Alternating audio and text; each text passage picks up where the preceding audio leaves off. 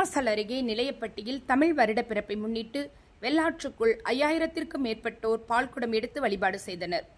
புதுக்கோட்டை மாவட்டம் அன்னவாசல் அருகே உள்ள நிலையப்பட்டியில் சித்திரை முதல் தினமான தமிழ் வருடப்பிறப்பை முன்னிட்டு ஆண்டுதோறும் நடைபெறும் சாமி வழிபாடு நடந்தது.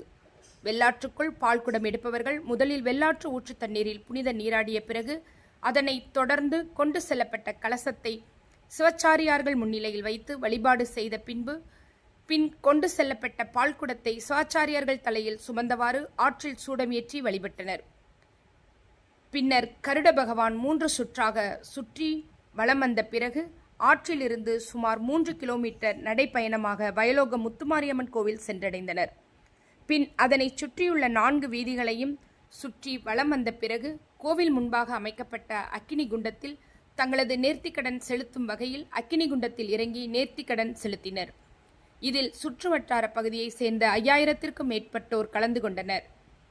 இதில் கோவிலை சுற்றி ஆங்காங்கே அன்னதானம் வழங்கப்பட்டது. பாதுகாப்பு ஏற்பாடுகளை அன்னவாசல் காவல்துறையினர் செய்தனர்.